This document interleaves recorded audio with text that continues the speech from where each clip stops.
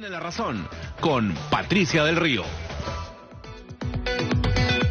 Buenas noches, queridos amigos, bienvenidos a Quien Tiene la Razón. Continúa el paro en Las Bambas, el paro minero, que además impide que los camiones de la minera transportando cobre lleguen a Matarani, que por lo tanto se ha cerrado toda la posibilidad de la actividad económica, y el gobierno no encuentra una salida para arreglar ese conflicto. Eso ocurre en Las Bambas, en Apurímac y en Cusco, en nuestro país, y en Lima tenemos además enfrentamientos políticos de diverso calibre.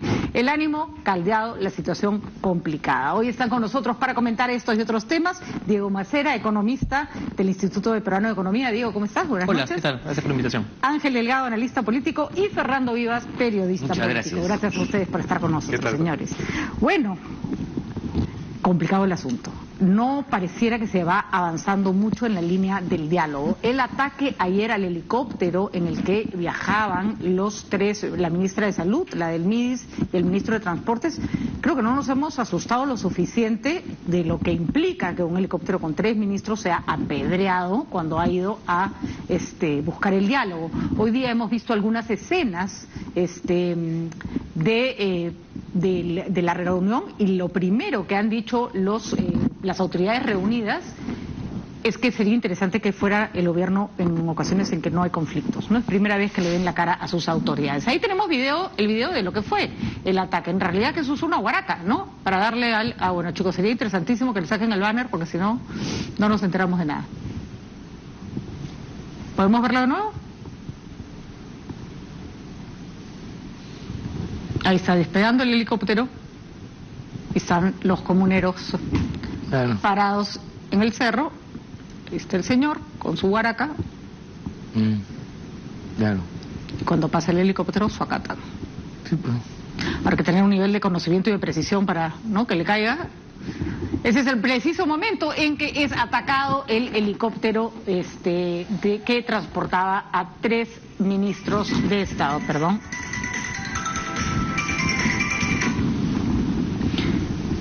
Bueno, señores, sus impresiones.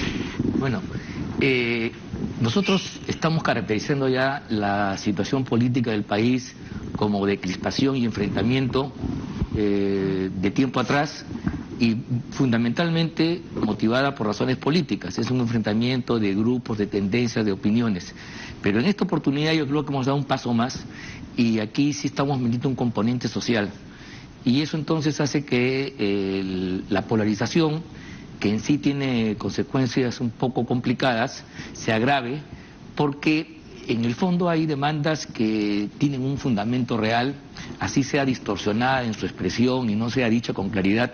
Siempre la intervención de un factor nuevo, como por ejemplo un proyecto minero, una inversión minera, en un ámbito rural tradicional, donde hay una serie y además marcado por la pobreza, por las necesidades, que es un hecho. La extrema pobreza, es un hecho, sí, la extrema pobreza. Extrema pobreza, hay que ser bien claro porque genera pues una situación de ansiedad, de desasosiego, que es fuente de conflicto, y si frente a eso no hay una actitud muy hábil, una estrategia por parte de las autoridades y por parte de quienes invierten en este tipo de proyectos para relacionarse con la población, proyectarse, adelantarse a la solución de las probables contradicciones y conflictos, evidentemente se genera ahí una suerte de olla de presión que en un momento determinado va a estallar como un polvorín. Creo que entonces estamos en un tránsito en el cual ya avanzado el año, cuando ya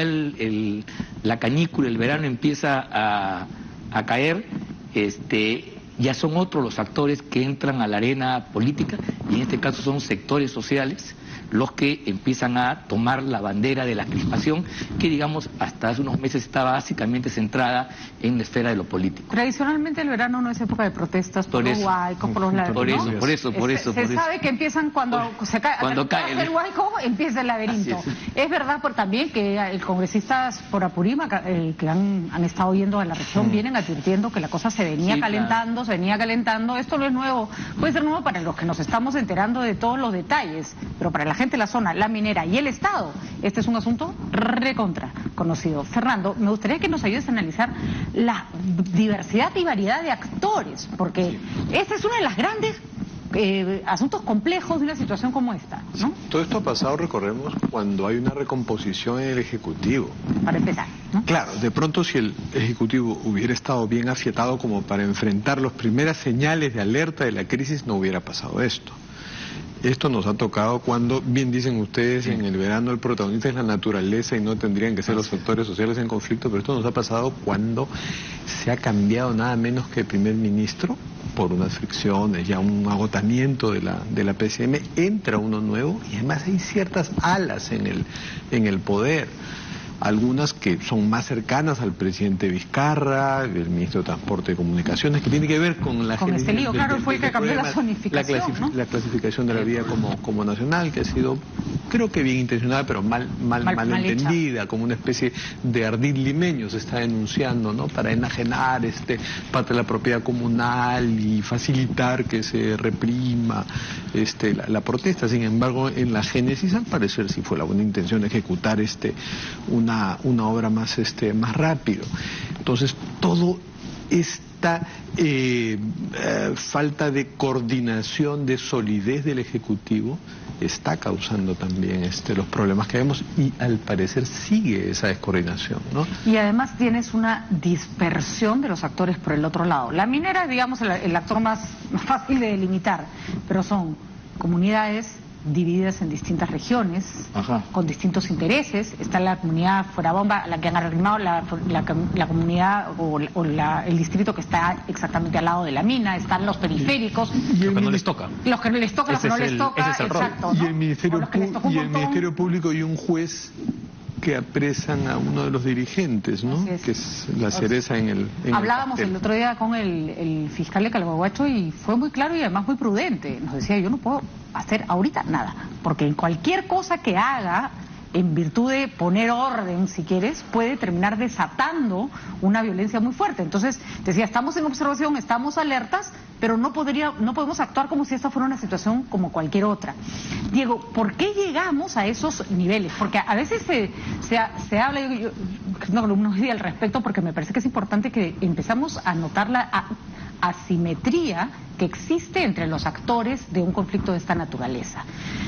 Solemos hablar de la gente que es dueña de las comunidades, que son dueñas de las tierras, como, ay, qué pesado, pero es su tierra, pues, ahí vivían, es su casa, es su fundo, y por la mitad de su fundo pasa la carretera. O sea, hay un montón de factores que justifican, no las acciones de toma de carreteras, pero sí los pedidos, los reclamos, los intentos de negociación, ¿no? Sí, hay, digamos, la conflictividad social tiene muchos tipos, ¿no? Hay veces que es un reclamo ambiental legítimo, ¿no? Otro reclamo social, a veces un reclamo laboral.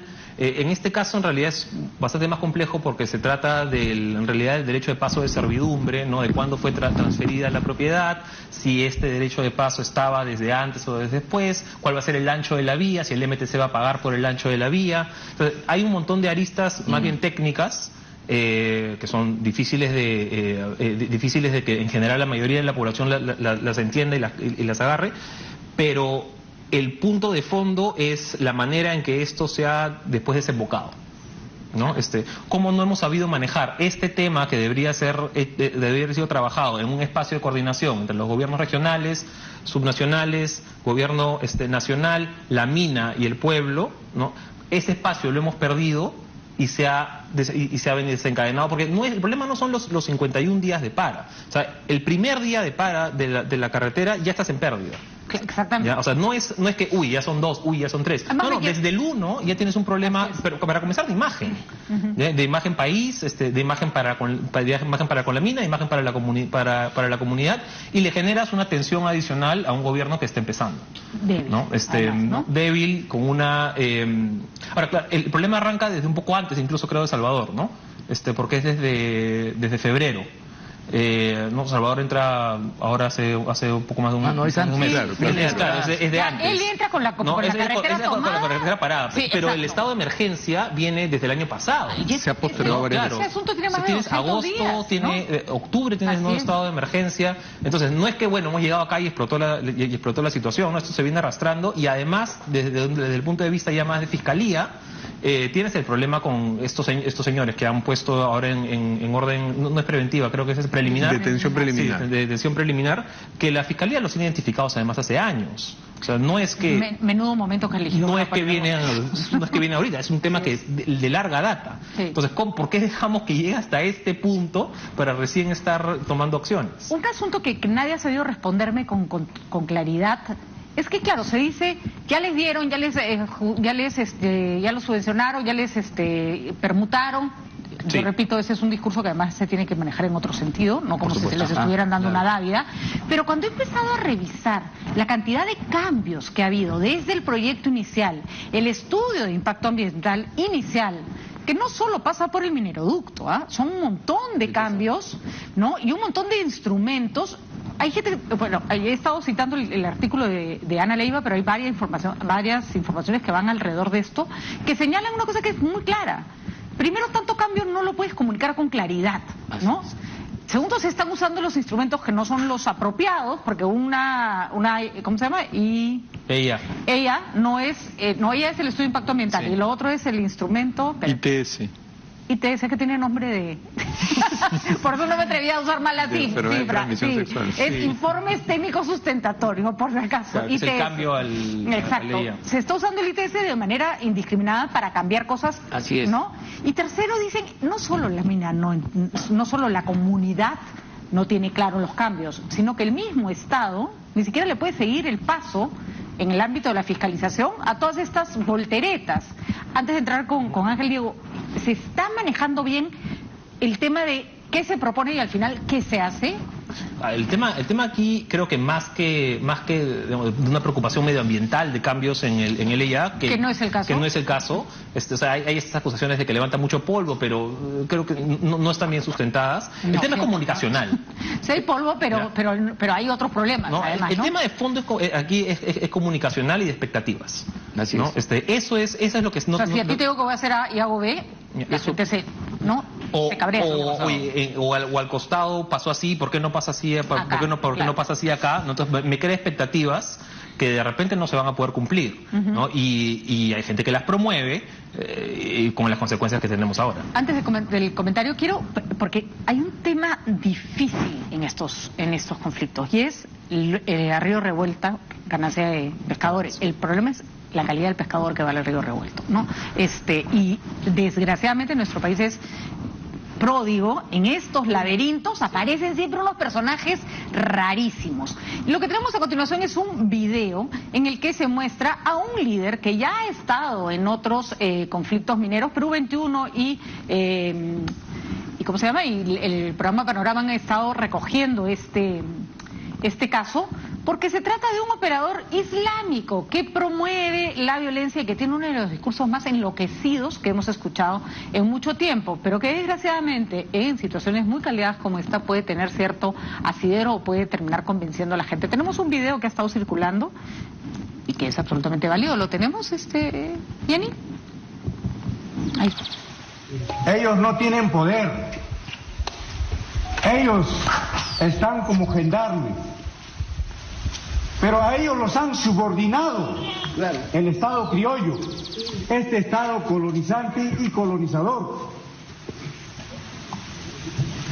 Queridos hermanos, nosotros venimos a conversar con ustedes. Ustedes no son nuestros enemigos. Los enemigos ni siquiera son los gobiernos tiranos y corruptos. Los enemigos están asociados en la CONFIEP. Empresarios transnacionales que nos han colonizado económicamente. Así es. En ese sentido, nosotros llamamos a reflexión a los señores policías y al señor del ejército, que ellos cobran de los impuestos que nosotros pagamos.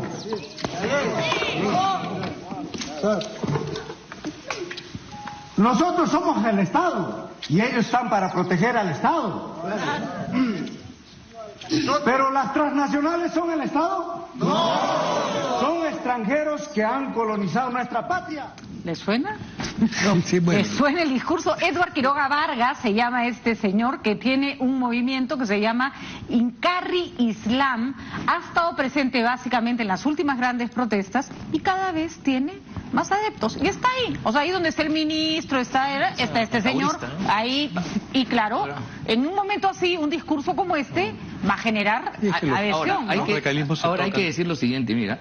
Hablando ya de este tema, y luego quería hacer un comentario sobre lo anterior, pero este es un discurso clásico de la izquierda, es de la izquierda clásica, es de la izquierda del enfrentamiento capital-trabajo, y entonces que inclusive hace superar las otras contradicciones y las ubica a ese nivel. Perdón, pero el señor Cerrón y el señor Marco Arana son más o menos unos pero ellos también creen que en el Perú hay una especie de semicolonia, y que hay una presencia. No, lo que quiero decir es que de una cosa mucho más enloquecida, ¿no? No, yo creo que esos son los discursos que hay en este tipo de cosas, y siempre son minoritarios y hay que saberlos enfrentar políticamente y de modo correcto. Porque otro lado, aquí hay una cosa que es importante y hay que decirlo. Este es un caso de experiencia minera donde la población ha estado de acuerdo con la inversión minera. Al comienzo, ¿o no? En las Bambas, sí. La población está hasta ahora de acuerdo con la inversión con mayor razón. Aquí el problema se genera básicamente por lo que tú has dicho, porque se han cambiado los términos de la consulta legal. Se habló de un mineroducto para que el mineral vaya a su destino, y eso se ha cambiado por una carretera que va a hacer que la gente pase por sus casas un sinnúmero de camiones, y eso genera este tipo de problemas. Entonces, ese es el problema. Yo creo que estamos en unas circunstancias en las cuales, en un ambiente donde no ha habido claridad en la comunicación, pero ha habido cambios importantes en relación a lo que se consultó, a lo que se viene haciendo, lo que está explicando y le da cierta materialidad y fundamento a este tipo de protesta. Por eso hay que ser cautos y no caer en una suerte de extremismo, de satanización, porque eso lo único que hace es una mayor polarización. No le hagamos juego a los extremismos que están ahí presentes, con una respuesta que tienda de alguna manera a criminalizar la protesta social. Ese es el punto. Y hay que estar atentos, porque si hay algo que está demostrando el mundo es que cualquier teoría chiflada puede terminar poniéndose de moda. Entonces, y ojo, esto no es izquierda, esto es nacionalismo, es una locura lo que vemos. Ojalá la izquierda, o sea, se parecieran más a la izquierda, en realidad. Vamos a conversar un ratito, dame un segundo, con la ministra de Inclusión Social, la señora Paola Bustamante, que ha estado presente en los diálogos, que además estuvo la pobre en el helicóptero que fue atacado, y vamos a preguntarle un poco cómo ha ido avanzando el diálogo con las autoridades. Ministra Bustamante, ¿cómo está? Muy buenas noches. Buenas noches, Patricia. Bueno, cuéntenos un poco cómo va avanzando el tema de la conversación y el diálogo, porque hay muchísima preocupación. Las imágenes que hemos visto sobre el ataque al helicóptero en el que usted viajaba ayer no dieron una buena imagen de entrada. Bueno, lo sucedido ayer, en realidad yo lo podría resumir que los pobladores, los comunarios de Yariyari, y que forma parte del distrito de Colquemarca, de la provincia de Chumbivilcas de Cusco, bajamos, tuvimos un espacio de acercamiento. Sin embargo, la condición para dialogar fue que liberen, como lo dije ayer, a su presidente con sus asesores. Por lo tanto, por ahí teníamos cerrado espacio para dialogar. Con quienes sí se abrió un espacio para dialogar el día de ayer en la noche fue con las autoridades de Chumbivilcas. El gobernador regional nos transmitió que había el interés de dialogar, de retomar el diálogo, porque hay una mesa de diálogo con Chumbivilcas creada en el año 2017, que habían algunas demandas que no habían sido atendidas, y por lo tanto, si nosotros podíamos acercarnos a Chumbivilcas, ellos nos iban a recibir.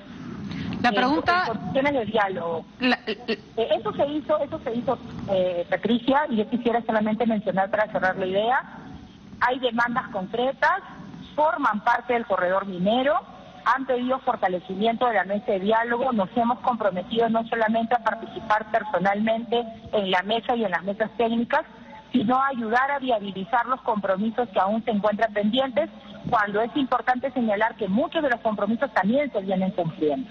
Y lo segundo es que hemos acordado reunirnos en Lima el 9 de abril, porque hay una demanda que ellos tienen, y es que en su momento Chumbivilcas formó parte del estudio de impacto ambiental, y al momento pues que se genera la venta de extracta, salen del marco de influencia de la mina, y lo que están pidiendo ellos es que se evalúe, se incorpore Chumbivilcas como ámbito de influencia. Así de acuerdo, pero dialogar y evaluar. Ministra, pero están conversando con las comunidades que han sido dejadas de lado o que no han formado parte de la, digamos, intervención directa de la mina. Pero el problema en este momento está con Fuerabamba, que es una de las comunidades que recibió compensación, que además negoció por sus tierras, lo que está muy bien, y Chalhuahuacho, que está al lado de la mina. Es decir, no pareciera, disculpe, es una impresión, que están conversando con quienes realmente están metidos en el conflicto. Cuando estamos así, Patricia, lo que vemos es que el conflicto se podría generar en todo el corredor. En este momento son 12 kilómetros.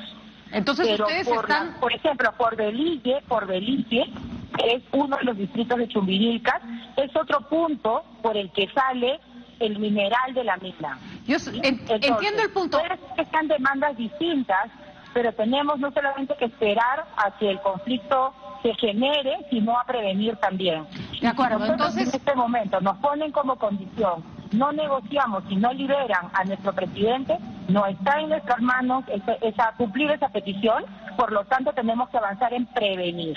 Entonces, ministra, para que quede claro, y con esto no estamos ninguneando ni menospreciando el trabajo, dadas que las condiciones no están dadas para hablar con donde está más fuerte el conflicto y con las comunidades que están alzadas en este momento, que están en protesta, ustedes están haciendo un trabajo de contención con las comunidades vecinas para que el conflicto no se extienda más.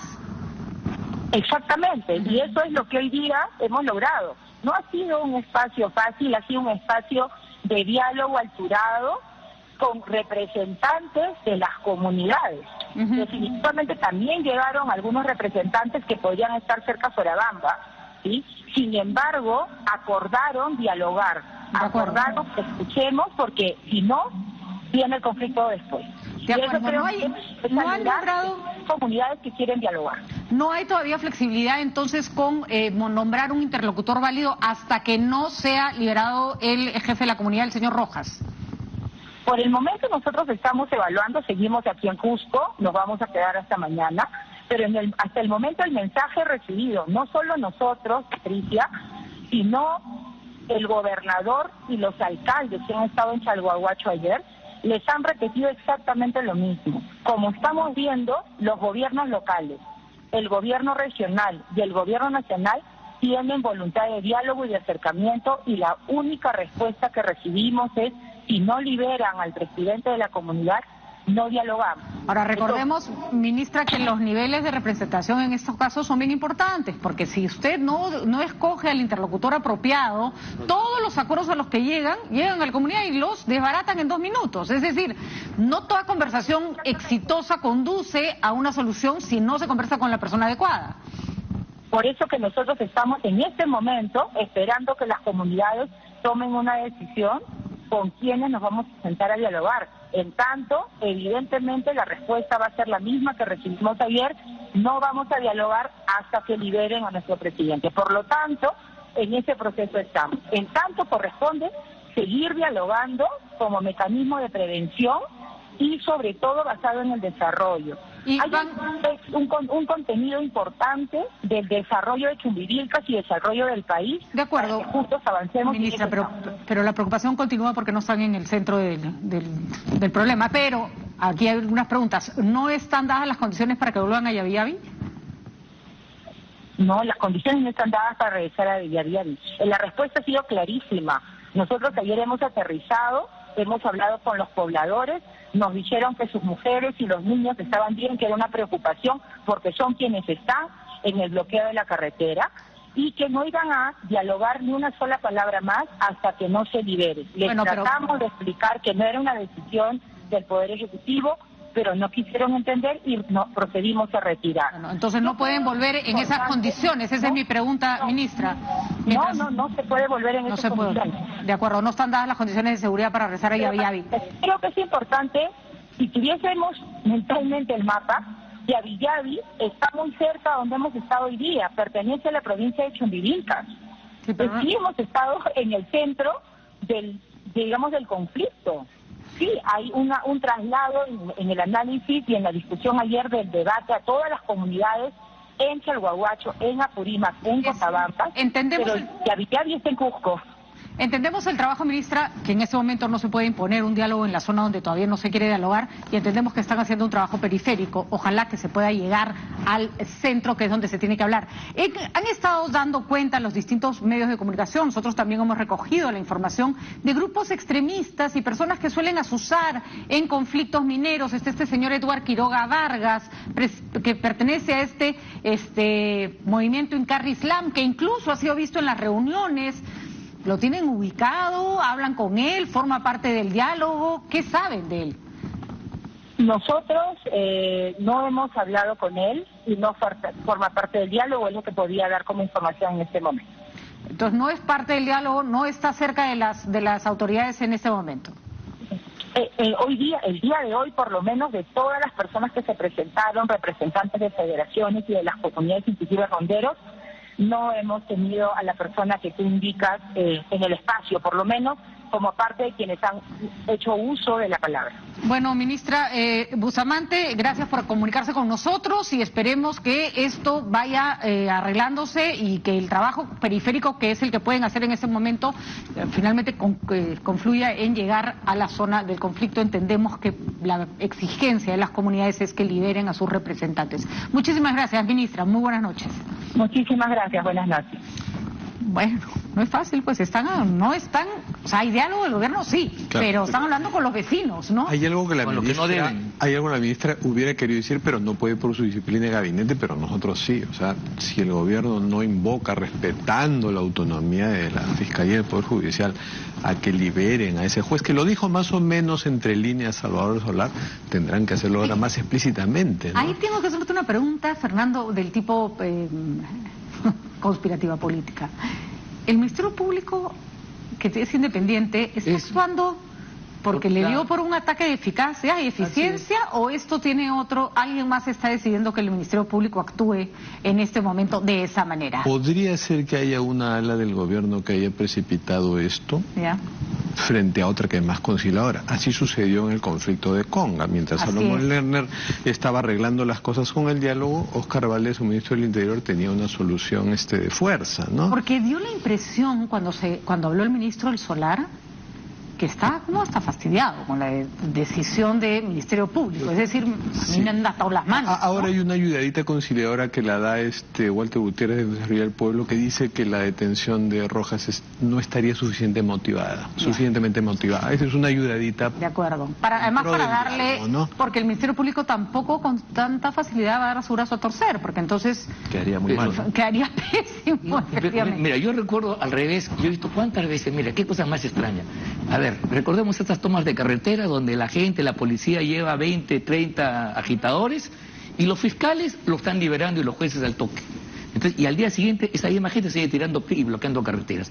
A mí me llama la atención esta precocidad, esta rapidez, esta hipereficiencia. Así de ministerio. ¿Cuál es tu interpretación? ¿Sabes qué cosa? Yo la verdad es del punto de vista político y de la gente, inclusive para uno no se traga la especie aquí de la separación de las autonomías.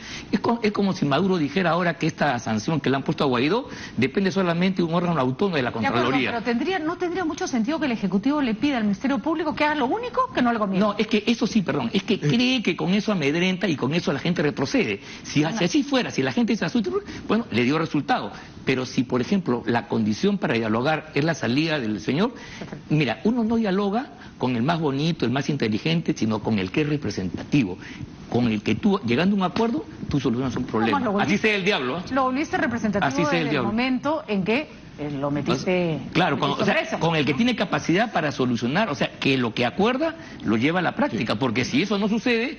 no tiene sentido. Además, no olvidemos que el Ministerio Público actúa sobre la base de informes de la policía y el Ministerio del Interior tiene monitoreada toda la zona. Entonces, siempre hay una tendencia a la salida represiva que no puede estar representada necesariamente por el presidente Vizcarra, tampoco por Roberto Solar, pero que ha actuado en algún momento alimentando, las escuchas son raras, ¿eh? alimentando lo que ha hecho la Fiscalía y luego filtrando los audios también estos últimos días. Además, audios que pero entonces la estrategia les está saliendo pésima. Audios que sean en un contexto donde la gente habla más de la cuenta. Mira, si uno escuchara, por ejemplo, las barras bravas, las reuniones militares, las cosas que se dicen, uno se queda pues sorprendido, pero sabe que en el contexto no son más que frases.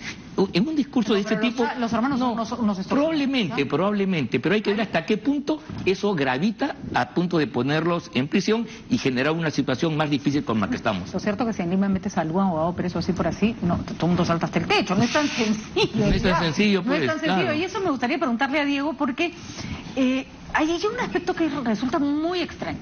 Las comunidades se han empoderado, saben perfectamente que si la mina tiene que hacer un hueco en donde están parados, eso les va a costar. Pero cuando yo le preguntaba al alcalde de Chalhuahuacho, cuyo primo además es su hermano, es el que está preso, ¿cierto?, sobre cuál era la representación legal que tenían para poder hacer negociaciones que son sumamente complejas, en las que tienen que verse tu presente y tu futuro también. Me decía que no tenían. Entonces, claro, después dicen, aparecen los abogados antimineros, aparecen estos señores aprovechadores. ¿Por qué no se ha construido una plataforma sobre la cual las comunidades puedan enfrentar o puedan dialogar o puedan negociar en igualdad de condiciones? Ni siquiera existe la posibilidad. Esa es parte de la tarea que tiene el gobierno pendiente y es en parte porque está el viceministerio de Gobernanza también metido aquí, ¿no? O sea, a mí sí me parece, volviendo un poquito a lo anterior, importante separar lo que pueden ser demandas alocadas, injustificadas, enloquecidas, que exceden cualquier pretensión razonable, de lo que es un comportamiento criminal, ¿no? O sea, y más allá de cuándo se haya decidido intervenir a personas con los audios, cuando se ha filtrado, cuando no se ha filtrado, más allá de la decisión o de la teoría de conspiración que se pueda tejer alrededor, si tú tienes un elemento y tienes suficientes información para pensar que tiene actividad criminal en la zona en ese momento, pues tienes que intervenir. Esos abogados bien presos. No hay ninguna discusión al respecto. Lo único que nos llama la atención es el timing, digamos, ¿no? Tenías tenido todo el tiempo el mundo para meter los presos, los metes presos la peor semana, pero bueno. Claro, pero y ahora si el gobierno dice, oye, ya, efectivamente hay que poner presión al Ministerio Público para que lo suelten, y después Odebrecht, cuando te dicen, oye, pero Ceballos no tiene nada que ver con el fiscal, entonces, ¿en qué quedamos? Así es. Al comunero creo que es con el que más problemas tienen. A los abogados, a la comunidad lo mismo que no están pidiendo que suelten a los abogados. No les interesa. Además porque creo que a ellos los audios también los tienen que haber incomodado mucho, porque hay toda esta estructura de desconfianza de que siempre compran a los dirigentes y por eso no les llega el dinero a todos, ¿no? Claro. Y ahorita lo que preocupa, económicamente, es el momento en que llegue a la paralización de la operación minera. O sea, porque por ahora la mina sigue operando, están almacenando el mineral y en algún momento cuando esto se levante lo van a ir sacando, ¿no? Pero cuando paren operaciones, que debería ser, ya avisaron en la bolsa de Hong Kong, cuando paren operaciones en los siguientes días, ese mineral no se va a recuperar, o hasta dentro de décadas, ¿no? Ese momento está por llegar ya en los siguientes días, y ahí sí se va a sentir el impacto económico. Realmente hay que colgar a alguien del cuello por haber permitido que la negociación llegara hasta ese punto. O sea, el reclamo de las comunidades hoy vale el cuádruple y es más complicado que hace un mes, por el deadline, ¿no? Fernando, tu opinión sobre esta cosa rara del Islamicari, que hay que decir una cosa, yo estoy preocupada porque a mí estoy obsesionada con el Islamicari, es que me aterra terminar con un representante de estos, no sé, al Congreso por lo menos, ¿no? Además, ojo, sale a Tauro. O sea, y en Tauro se puede montar sobre una cosa de estas en un segundo, ¿no? Le prestamos atención, nos asustamos, nos reímos. Mire, yo prefiero verlo como algo más folclórico, anecdótico, una especie de multiculturalidad dentro de los radicalismos. Es buenísimo, ¿eh? Tienes que reconocer. Yo de acuerdo con eso. Porque si nosotros le damos una connotación que no tiene, vamos a generar una suerte de polarización política que lo que va a hacer es exacerbar el ambiente.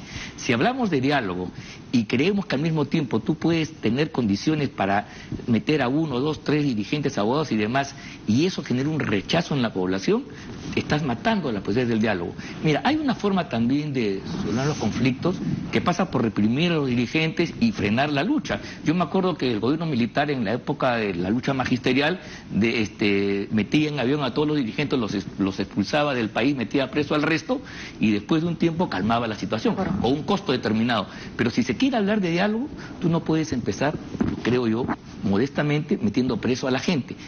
Gente que tiene respaldo social, gente que está enraizada de alguna u otra manera. Claro, por más criminal que sea, eso se demostrará después. Imagínate si en la abuela magisterial, que fue muy grave la del año pasado, el anteaño pasado, se hubiera actuado de la misma manera. Ahí se hablaba que había Pucallacta, Sendero Luminoso, y el gobierno en ese momento no se le ocurrió ni a la fiscalía ni a nadie meter preso a nadie. Dejó que eso camine. De hecho, y se busca para otra oportunidad sancionar a los responsables de las cosas. Fue raro, ¿no? Nosotros tuvimos al comunero sentado al frente conversando con nosotros en RPP, se fue a conversar a la PES y no preso, ¿no? El mismo día que había venido a conversar. Eso fue bien, ha sido bien duro, bien fuerte la imagen. Y por supuesto, el lado B de este asunto está, una cosa es el gobierno, otra cosa es la oposición, que andaba muy desarticulada, andaba muy desangelada, está con todos sus líderes políticos presos, pero ahora resulta que el gobierno entró en, no sé decir desgracia, pero por lo menos en estado de emergencia. Se viene voto de confianza, ¿no? Exacto. Y encima necesita pedir un voto de confianza en medio de todo este laberinto. ¿Qué cosa dijo Daniel Salaverry el día de hoy con respecto al conflicto de las Bambas y la actuación del gobierno de Vizcarra?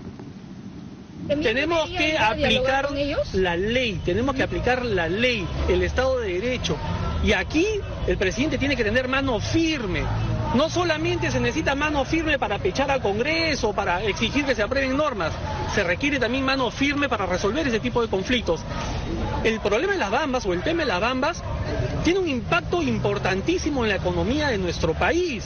Nosotros necesitamos esos recursos y esas divisas que genera la minería de las Bambas, justamente para atender las obras de infraestructura que el día de hoy todos los alcaldes nos están pidiendo aquí en la región Ica. Ahí lo tenemos. Un camaleónico resultado del señor Salaverry. A ver, Fernando, está clarísimo el mensaje de yo me desmarco del gobierno, ¿no? No solo yo me desmarco del gobierno, sino de que tanto se mofan y critican la supuesta ineptitud del Congreso. Ahí la de te devuelvo la Ejecutivo, pelota, ¿no? Sí. Ahora, buena parte de la popularidad que consiguió Salaverry consistió en pelearse a Vizcarra en su lucha contra determinada ala o determinado aspecto del Congreso. Pero es bien, parece un muñequito porfiado, ¿no? Que va por un lado, va para el otro, va por un lado, va para el otro. Pero hay otro personaje de su edad, de su peso, que está agarrando protagonismo, que es Salvador del Solar. Yo también veo por ahí cierta especie de celo, que son estos sentimientos que importan en la política. Claro que importan. No solo la correlación de fuerzas, que partido de ideología. Cada uno que empezó a ver que va a llegar a una meta, esas cosas, se le cruza un corredor nuevo, digamos, ¿no? Claro, o sea, Daniel Salaverry ha podido ser un próximo primer ministro, ¿no? Terminando el periodo de presidente del Congreso, por ejemplo. ¿Crees que se cree presidencial? Yo creo que hay muchos que se creen presidenciales. Se ven cuando se miran al espejo, se miran con la banda. Sí. Además, han dibujado la banda en su espejo. Como decía Alberto Vergara, ahora que hay 2 sitios vacíos, porque en las últimas segundas vueltas siempre estaba Keiko, pero como ahora no va a estar, hay 2 sitios vacíos, hay más candidatos a la presidencia, ¿no? El juego de las sillas ha aumentado las posibilidades de sentarse. Ahora son 2 sillas. Diego, hablabas tú de una cosa importante, y es que este tema no solo afecta la economía interna. Nosotros ponemos buena parte del cobre del mundo en el mercado, y si no producimos cobre, ya me imagino que el resto del planeta nos debe estar mirando con cara de ya, pues hijito, arregla este asunto. En términos que siempre es importante analizar, de calificaciones de riesgo, de esa mirada que el Perú necesita para poder seguir operando económicamente, ¿Hay riesgo también? ¿Hay problemas? No sé si a nivel de riesgo país a estas alturas, de repente eso tendría que escalar bastante más, ojalá que no, pero de todas maneras a nivel de imagen de Perú como un destino atractivo para la inversión minera, ¿no? Y Perú en general y Apurímac en específico, ¿no? Apurímac, este es el primer proyecto minero grande de Apurímac, pero Apurímac tiene potencial, tienes ahí Chancas, tienes ahí Cotabambas, tienes ahí Akira, o sea, tienes varios proyectos que están en fase, ¿no?, de exploración, avanzando, y ahora el que menos se lo va a pensar dos veces antes de meter 10.000 millones de dólares ahí. Por supuesto, y son zonas muy ricas económicamente. Me gustaría además tocar un último tema con ustedes que no tiene nada que ver con esto, pero que sí da cuenta de los problemas en paralelo que están ahí dando vueltas mientras todos hablamos de las bambas y que son terroríficos. El caso de esta chica violada, por eso supongo que estaba el congresista Salaverry en Ica también, el caso de esta chica violada con problemas de discapacidad mental, con esquizofrenia, violada por 7 sujetos que además graban la violación, la comparten. Pues, no vamos a seguir dando los detalles porque creo que suma todas las características absolutamente abominables de un ser humano haciéndole daño a otro. Otra vez, tenemos también el congresista Salaverry ha pedido duplicar las penas por violación. ¿Lo escuchamos? Nosotros estamos proponiendo el día de hoy, traído el proyecto de ley para endurecer las penas en estos actos de violación. Aquellos actos de violación con agravantes, es decir, que son difundidos y que son realizados por más de una persona, vamos a duplicarle la pena, de 14 años a 30 años. Yo soy de la idea de que haya pena de muerte, ni siquiera cadena perpetua para estos delincuentes, pero lamentablemente los tratados internacionales no permiten que aprobemos ese tipo de normas. Entonces estamos llevándolo al máximo, al tope, que son 30 años, porque no podemos permitir que estos hechos sigan sucediendo. Las reformas son importantes, la reforma de justicia, las reformas políticas, pero si no trabajamos en aprobar normas que tengan un impacto en la calidad de vida, en el día a día, en la seguridad de nuestra familia, de nuestros jóvenes, de nada sirve seguir discutiendo estas reformas. A veces no sé qué me da más cólera, que no propongan nada o que propongan cosas porque la situación lo amerita y porque son legales. Ese es el problema. Yo solo quiero hacer una acotación. Estos señores han incurrido en varios delitos. La suma de los delitos los lleva mínimo 35 años de cárcel. Por eso, o sea, ni siquiera necesitan esta ley para irse al bote todo el tiempo que se tienen que ir, ¿no? Primero porque estas cosas, primero hay que rechazar pues el acto. No, el acto es casi cuesta trabajo describirlo y hablar de él, ¿no? Siempre se ha dicho y se vuelve a repetir y de tiempo atrás de que la solución no es incrementar la pena. Eso es una medida unilateral que a veces puede arrancar aplausos, pero no tiene que ver con una solución de fondo del conflicto. Estas cosas tienen consecuencias más graves y la justicia tiene que estar apta para poder darle una respuesta inmediata que satisfaga el anhelo de represión de este tipo de conductas totalmente terribles, ¿no? Preocupa porque la tendencia al populismo en estos últimos meses, este último año de gobierno, va a venir por ahí. O sea, va a venir a cualquier hecho, por más dramático que sea, alguien le va a querer sacar el jugo, ¿no? Sí, pero yo creo que este discurso ya se está superando. Creo que ha sido un momento de debilidad en Daniel Salaverry, que tiene mejores respuestas para... ¿Tú le tienes una fe? Alguien lo comparó con Churchill el otro día, así que todavía está bien. Ah, sí, ¿verdad? Sí, me acuerdo. De pena de muerte para los violadores ya. No, ya, pues, no, ya sabe, pero tiene uno lo dice porque quiere que volteen y lo aplaudan, porque sabe que no tiene ningún otro efecto. Claro, pero, ¿no? O sea, pues más allá del caso puntual de Salaverry o no, o sea, sí regresas al tema de regulación anecdótica, ¿no? Sucede algo que a todo el mundo le escandaliza, entonces yo hago una propuesta que a pesar de que no resuelve el problema de fondo, me va a arrancar algunos aplausos, ¿no? Y en temas de seguridad ciudadana, estudio tras estudio te dice, oye, endurecimiento de penas no es la solución, lo que terminas haciendo es hacinando las cárceles por más tiempo, y difícilmente alguien se pone a pensar, pucha, con 14 años, sí, pero de repente con 30 años ya no me arriesgo. Por ahí no va la solución, ¿no? Claro. Eran 30. Ya no violó. Pero esto también tiene que ver con otro problema, lo que se ha hecho, que aplicar la ley con todo el rigor también es una forma así unilateral de enfrentar el conflicto social. No, nadie dice que no hay que respetar. No, por supuesto, estamos en el marco de la ley, estamos en el Estado de Derecho, pero la aplicación de una ley, mira, y eso lo dicen todos los tratadistas, pasa por una aplicación que se llama equidad. La norma abstracta se aplica a una norma concreta con equidad. y vistas las circunstancias. Nadie la aplica mecánicamente como un úcase. Y ahí entonces mucho cuidado, porque este discurso que ante el desgobierno, ante la movilización un poco turbulenta y a veces irracional, también puede dar lugar a tendencias en la sociedad que busquen una represión generalizada, y ahí sí ponen... A mí hay algunos que me han querido matar. Con eso. A mí algunos me han querido matar hoy día por decir perdón, todas las calles enrejadas, porque a alguien le parece que por su pista no debe pasar nada más que el vecino. Y, por eso pues. No, a nadie le han... esos no bloquean pistas, esos no impiden el libre tránsito. Yo me construyo en mi club y si no puedes entrar a la playa ya ves tú y llega nadando. O sea, somos especialistas en apropiarnos del espacio público y conservar lo nuestro, pero cuando lo hacen en los comuneros de Fuerabamba nos parece un horror, y cuando lo hacen los vecinos de Surco nos parece genial, ¿no? Surco, podemos poner miles de ejemplos, ¿no? No hay equidad ni en la valoración ni en la aplicación de la ley. Y además, yo creo que hay otro problema que tú lo has dicho, es la dispersión de los actores con los que se negocia. Yo creo que los que tienen que salir al frente son las de acuerdo.